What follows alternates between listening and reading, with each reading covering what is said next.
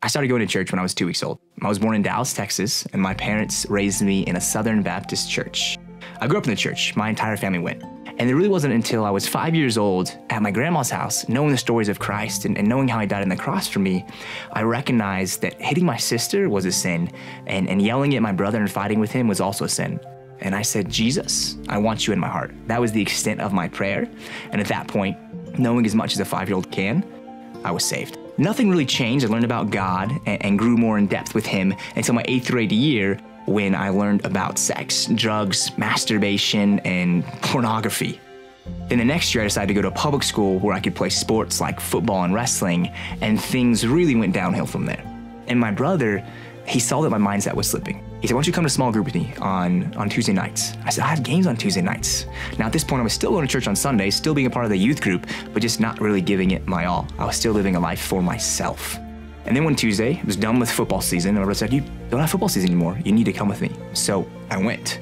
And it was that night, I don't even know what the message was about, but God just touched my heart and he softened my heart. And really I just saw that need that says, where God says, I want you. And I said, God, I want you to. I want you to be my entire life.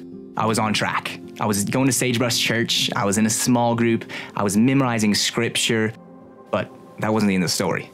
It was my senior year of high school. I just graduated and I just got done with a triathlon race. I ate about a dozen cookies and I said, I don't really want to have to work out tomorrow.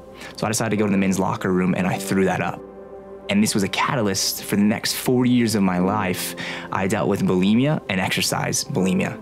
And it wasn't until God really took my heart and I gave it to him and stopped relying on myself that it was able to be taken from me. And it took 4 years for me to say, God, I'm completely and 100% dependent on you and interdependent with others to hold me accountable.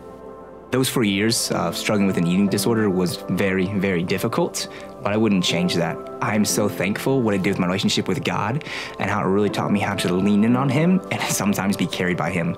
And every day he teaches me something new and I'm intimately getting to know him better.